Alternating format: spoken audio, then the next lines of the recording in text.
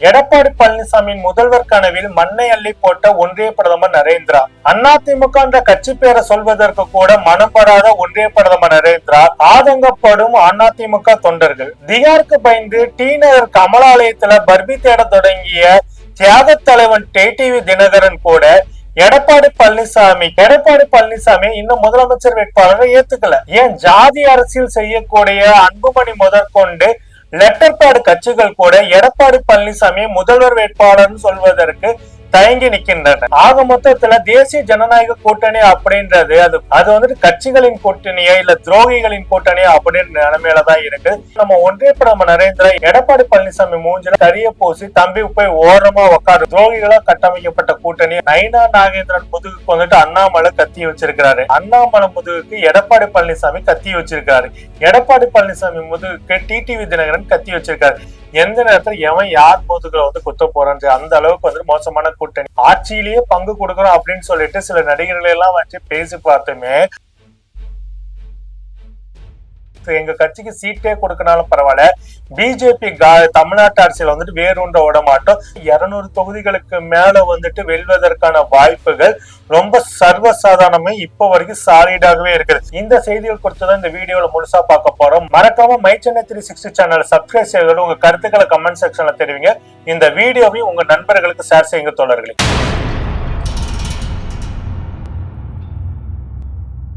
தோழர்களை, கழுதைக்கு முன்னாடி கேரட்டை கட்டி தொங்க விடுறது அப்படின்னு சொல்லிட்டு ஒரு பழமொழி இருக்கு இல்லைங்களா? அந்த பழமொழி முழுக்க வந்து பாத்தீங்கன்னாக்கா நம்முடைய எடப்பாடி பழனிசாமிக்கு தான் 10 பொருத்தமும் பக்காவா பொருந்துவது போல அப்படியே பொருந்தும். ஏன்னா கடந்த 23ஆம் தேதி மதுராந்தகத்துல நடந்த தேசிய ஜனநாயக கூட்டணியோடைய பொதுக்கூட்டத்துல எடப்பாடி பழனிசாமி தலைமையில தான் கூட்டணி அமைஞ்சிருக்குது அப்படின்னோ இல்ல எடப்பாடி பழனிசாமி தான் தமிழ்நாட்டுல தேசிய ஜனநாயக கூட்டணிக்கு வந்து தலைவர் அப்படின்ற மாதிரி, ஏன் எடப்பாடி பழனிசாமி தேசிய ஜனநாயக கூட்டணியின் முதலமைச்சர் வேட்பாளர் அப்படின்னு சொல்வதற்கு யாருமே தயாராக இல்லை. அதுலயும் குறிப்பா நம்ம ஒன்றிய பிரதமர் நரேந்திரா எடப்பாடி பழனிசாமி மூஞ்சில ரொம்ப அழகாவே கரிய பூசி தம்பி போய் ஓரமா உக்காருப்பா, இனிமேல் நாங்க வைக்கிறதா எல்லாமே, நாங்க தான் இங்க பெரிய அப்படின்ற மனப்பான்மையில வந்துட்டு மதுராந்தகத்துல வந்து பேசி இருக்கிறாரு. உண்மையை சொன்னாக்கா 23ஆம் தேதி அந்த பொதுக்கூட்டம் தொடங்குறதுக்கு முன்னாடி வரைக்குமே எடப்பாடி பழனிசாமி ஒன்றிய பிரதமர் நரேந்திரா தனக்காக தான் டெல்லியில இருந்துட்டு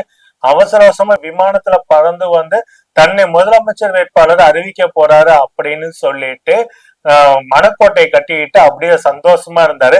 ஆனா அவருடைய மனக்கோட்டையை இடிச்சு தகரத்து அவருடைய கனவுல மண்ணை வாரி போட்டிருக்கிறாரு ஒன்றிய பிரதமர் நரேந்திரா. கிட்டத்தட்ட 45 நிமிடங்களுக்கு மேல பேசிய நம்முடைய ஒன்றிய பிரதமர் நரேந்திரா எடப்பாடி பழனிசாமி பற்றி பேசும்போது முன்னாள் முதல்வர் எடப்பாடி பழனிசாமி தெரிஞ்சோ தெரியாமல பை ஆக்சிடென்டா தப்போ சரியோ எடப்பாடி பழனிசாமி ஒரு 4.5 ஆண்டு காலம் இந்த தமிழ்நாட்டுல முதலமைச்சரா இருந்திருக்காரு.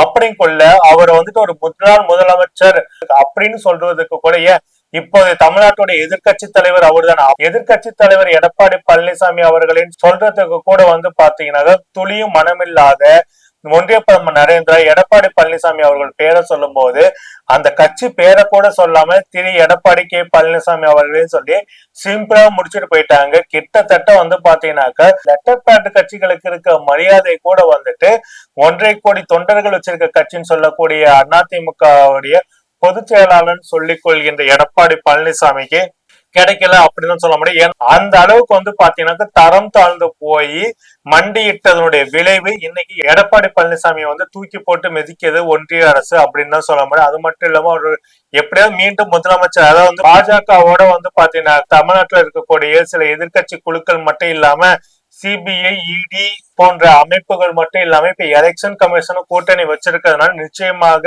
2026 தேர்தல் வந்து நம்மளை ஈஸியா முதலமைச்சர் ஆக்கிடுவாங்க அப்படின்னு சொல்லிட்டு மனப்பால் குடிச்சிட்டு இருந்த எடப்பாடி பழனிசாமிக்கு கள்ளிப்பால் கொடுக்காத கதையாதான் மதுராந்தகத்துல நடந்த சம்பவம் வந்துட்டு இருக்குன்னு சொல்லலாம். அதுலயும் குறிப்பா டபுள் என்ஜின் சர்க்கார் அப்படின்னு பேசும்போதும் சரி, அடுத்து தமிழ்நாட்டுல வந்து பாஜக தேசிய ஜனநாயக கூட்டணி ஆட்சி தான் அமைக்கும் அப்படின்றத வெளிப்படையாகவே ஒன்றிய பிரதமர் நரேந்திரா வந்து சொல்லியிருக்காங்க.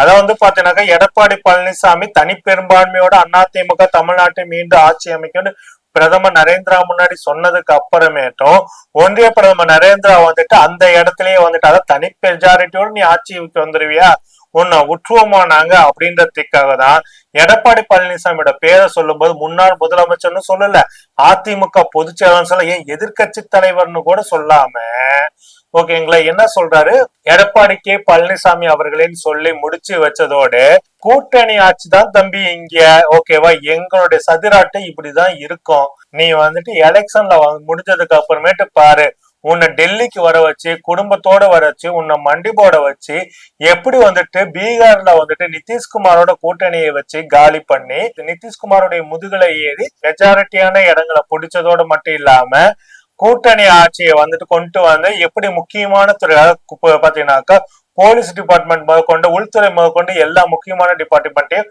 பிஜேபி கையில கொண்டு போனதுனால 2 துணை முதலமைச்சர் பதவி வந்து பிஜேபி காரங்களுக்கு கொடுத்தோமோ, அதே போல தமிழ்நாட்டுல உன்ன துணை முதலமைச்சரா கூட ஆக்கும், அப்படிதான் வந்து நிலைமை இருக்க மாட்டேங்குது. துணை முதலமைச்சரா கூட ஆக்க மாட்டாங்க, பிஜேபி ஆட்களை உட்கார வச்சுக்கிட்டு எவ்வாறு உனக்கு வந்துட்டு குடும்பம் முக்கியமா இல்ல வந்துட்டு பதவி முக்கியமா நீயே முடிவு பண்ணிக்க, டெல்லியில கூப்பிட்டு வச்சுட்டு பெரிய பஞ்சாயத்து வந்து பண்ணி எடப்பாடி பழனிசாமி ஓரம் கட்டிட்டு, அதான் வந்து பாத்தீங்கன்னாக்கா பீகார்ல மட்டும் இல்ல மகாராஷ்டிராவில ஏக்நாத் அவர்களை வந்துட்டு சிவசேனா கட்சியில இருந்து பிரிச்சுட்டு வந்ததுக்கு அப்புறமேட்டு ஏக்நாத்துக்கு வந்துட்டு அதே மாதிரியான ஒரு நிலைமையை தான் வந்துட்டு உண்டாக்கி ஏக்நாத்துடைய முதுகுல சவாரி செஞ்சு கடைசியில பிஜேபி வந்து பாத்தீங்கன்னா இப்ப ஏக்நாத்த துணை முதலமைச்சர் ஆக்கி தேவேந்திர பட்னாவிஸ முதலமைச்சர் ஆக்கியிருக்காங்க. அந்த மாதிரியான சூழலை தான் வந்துட்டு தமிழ்நாட்டுல அதிமுகவுக்கும் நடக்க போகுது அப்படின்றத இங்க கலை யதார்த்தம் அப்படியே வந்துட்டு இப்பொழுது காலக்கண்ணாடி போல வந்துட்டு காட்டிட்டு இருக்குது.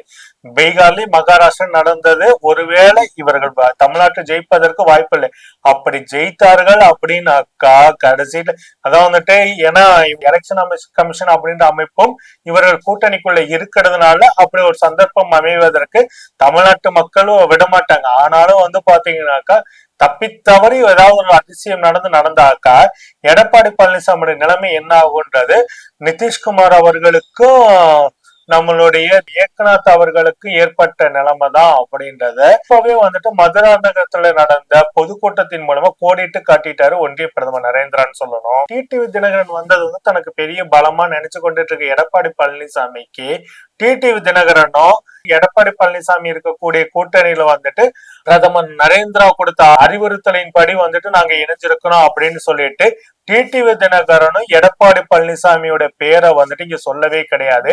அப்படிதான் இங்க யதார்த்தமா இருக்குது. அது மட்டும் இல்லாம அன்புமணி அவர்களும் பாத்தீங்கன்னாக்கா எடப்பாடி பழனிசாமி அன்புமணி மட்டும்தான் இந்த கூட்டத்துல வந்து எடப்பாடி பழனிசாமியோட பேரை வந்துட்டு அடுத்த முதலமைச்சர் நீங்க தான்ற மாதிரி சொல்லிட்டு அடுத்து சொன்ன இன்னொரு நபர் வந்து பாத்தீங்கன்னா கேசி முனுசாமி.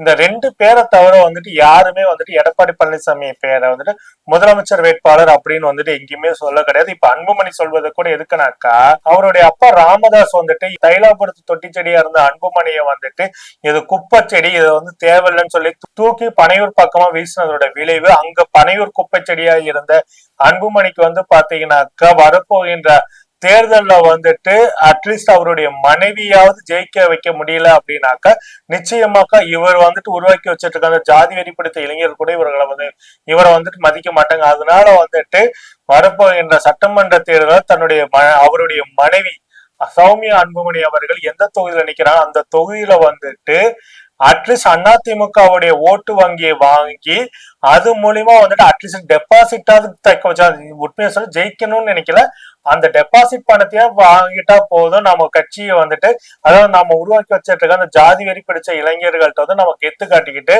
இன்னமேல் நம்ம பொழப்ப ஓட்டிக்கலாம் அப்படின்ற முடிவுல தான் அவரும் வந்து பாத்தீங்கன்னா அதிமுக தொண்டர்களுடைய ஓட்டு வந்துட்டு தனக்கு விழுந்தா போதும், தான் மனைவி சௌமியா அன்புமணிக்கு டெபாசிட் கிடைச்சா போதும், டெபாசிட் பணத்தை ரிட்டர்ன் வாங்கினா போதும் அப்படின்ற மைண்ட் செட்ல தான் அவர் வந்து சொல்லியிருக்காரு சார். அவரும் வந்துட்டு முழு மனப்பான்மையோட சொல்லல, ஏன்னா அதுக்கும் வந்துட்டு இதாகல. ஏன்னா இந்த கூட்டணியே பாத்தீங்கன்னாக்கா முழுக்க துரோகிகளால் கட்டமைச்சப்பட்ட ஒரு கூட்டணியா தான் இருக்குது. இந்த கூட்டணி பாத்தீங்கன்னாக்கா ஒண்ணு வந்து பலவீனமான கூட்டணி, அது மட்டும் இல்லாம இது வந்து துரோகிகளால் கட்டமைக்கப்பட்ட கூட்டணி அப்படின்னு சொன்ன. பலவீனமான கூட்டணி அப்படின்னாக்கா அதிமுகவை செதைச்சு சின்ன பின்னமாக்கி கொத்து புரோட்டா போட்டு அதை தூக்கி குப்பையில வீசப்பட்ட ஒரு கட்சியா தான் அதிமுக வந்துட்டு இருக்கு. அதை பாஜக மிக தெளிவாகவே சதைச்சு விட்டுருச்சு. அதுக்கு அப்புறமேட்டு வந்து பாத்தீங்கன்னா டிடிவி தினகரனுடைய அமமுகவும் இன்னைக்கு வந்து பாத்தீங்கன்னாக்கா அவருக்கு கூட வந்து நாம் தமிழர் இயக்கம் வந்துட்டு எப்படி வந்துட்டு கட்சியா மாறிய போது சீமான் கூட இருந்த பல பேரு இன்னைக்கு வந்துட்டு இல்லையோ, அதே போல வந்துட்டு டிடிவி தினகரன் கட்சி ஆரம்பிக்கும் போது, அமமுக ஆரம்பிக்கும் போது அவரோடு இருந்து எந்த ஒரு நபர்களும் இல்லை. டிடிவி தினகரனால அவர்களுடைய வாழ்க்கை, பொருளாதாரம் எல்லாத்தையும் இழந்த நபர்கள்லாம் வந்து பாத்தீங்கன்னாக்கா திமுக உள்ளிட்ட மற்ற கட்சிகளுக்கு போய் சேர்ந்தார். பெரும்பாலும் திமுக வந்து சேர்ந்திருக்காங்க. அதுக்கப்புறமேட்டு பாத்தீங்கன்னாக்கா மற்ற கட்சிகளும் சில பேர் சேர்ந்தார், சில பேர் வந்து சேர்ந்துட்டாங்க. அதுக்கு அடுத்து வந்து பாத்தீங்கன்னாக்கா அன்புமணியோட நிலைமையும் அதே போலதான். ஐயா ராமதாஸ் அவர்கள் வைத்த ஆப்புல வந்து பாத்தீங்கன்னாக்கா அன்புமணி பலவீனமா இருக்கிறாரு. குறிப்பாக அந்த கூட்டணியில இருக்கக்கூடிய பிரம்மாண்டமான கட்சி ரெண்டாவது பாத்தீங்கன்னா உலகத்திலே மிகவும் பிரம்மாண்டமான கட்சி, கிட்டத்தட்ட ட்ரம்ப்புக்கும் புட்டின் அவர்களுக்கு சவால் விடக்கூடிய அளவுக்கு வந்துட்டு அதிகப்படியான நபர்களை வைத்திருக்கக்கூடிய கட்சி எதுனாக்கா ஜி.கே. வாசனுடைய தமாக.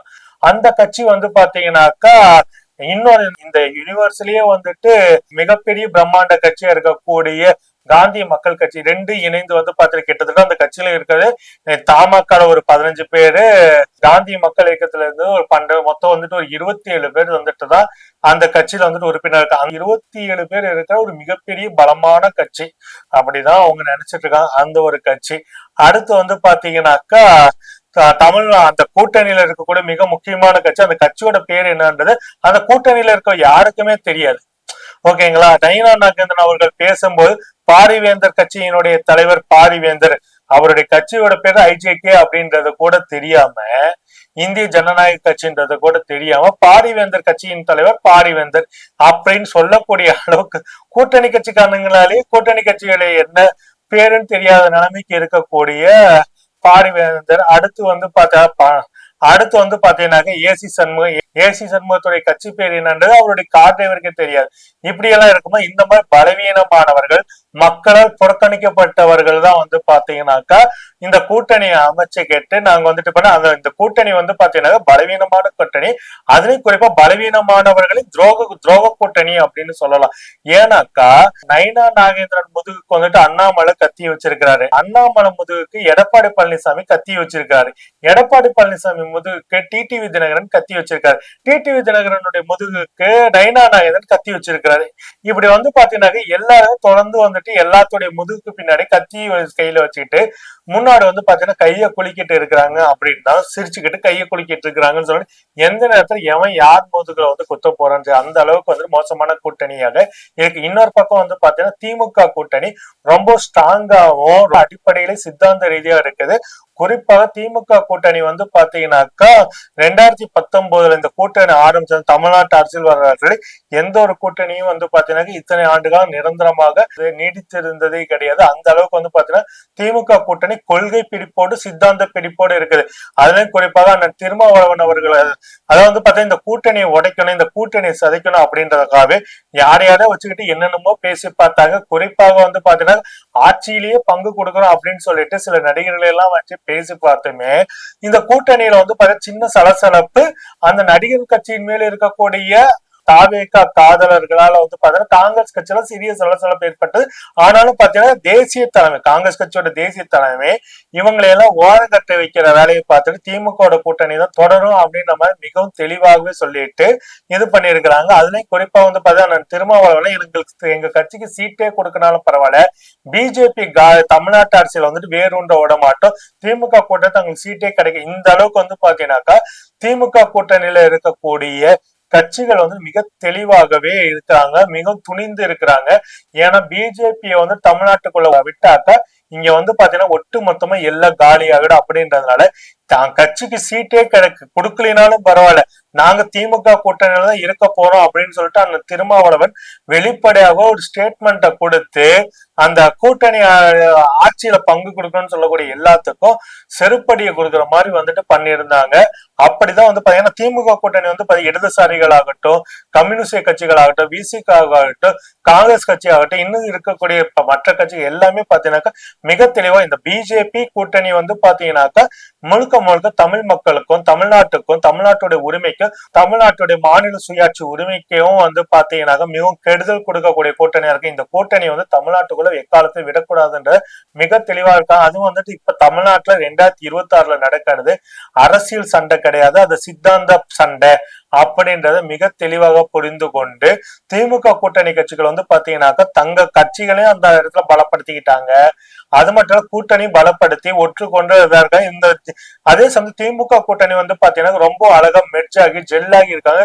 எல்லா கட்சி தொண்டர்களும் பாத்தீங்கன்னா திமுக தொண்டர்களாகட்டும் காங்கிரஸ் கட்சியில இருக்கக்கூடிய உண்மையான தொண்டர்களாகட்டும் அதுக்கு மட்டும் இல்ல விசிகாவுடைய தொண்டர்களாகட்டும் விசிகா நிர்வாகி எல்லாருமே பாத்தீங்கன்னா நல்லா மெர்ஜாகி ஜெல்லாகி இருக்கிறாங்க. இது வந்து பாத்தீங்கன்னாக்கா கட்சி தலைமையில இருந்துட்டு தொண்டர்கள் வரைக்கும் எல்லாமே மெர்ஜாகி ஜெல்லாகி இருக்கக்கூடிய ஒரு கூட்டணியா இருக்குது.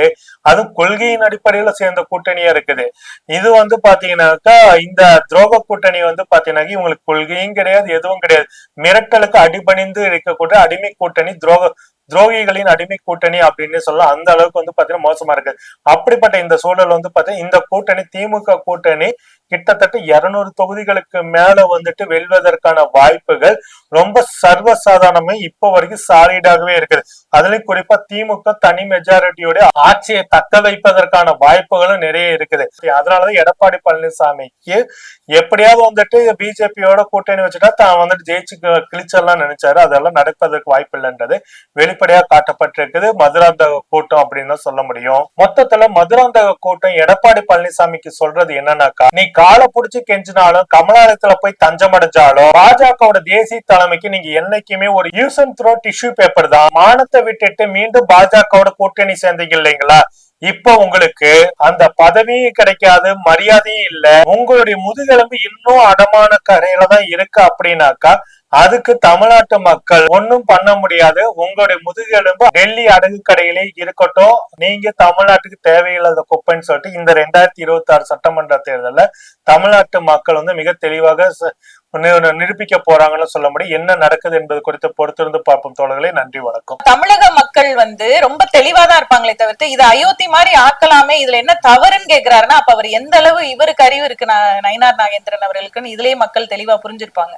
அப்ப நீங்க என்ன சொல்ல வரீங்க? நேரடியா நாங்க அப்படிதான் பண்ணுவோம், நாங்க பிஜேபியை உள்ள நுழைக்கிறதுக்கு RSS மூலமா எல்லா காரியங்களையும் நாங்க இதெல்லாம் வந்து ஒரு சின்ன சின்ன சின்ன விஷயங்கள் அப்படியே குட்டி குட்டியா அரிச்சு அப்படியே பெரிய பூதாகரமா ஆக்கி அதுல ஒரு சந்தோஷப்படுறதுதான் பிஜேபியோட நோக்கம். என்னன்னா தமிழக மக்களுடைய நிம்மதியை கெடுக்கும்.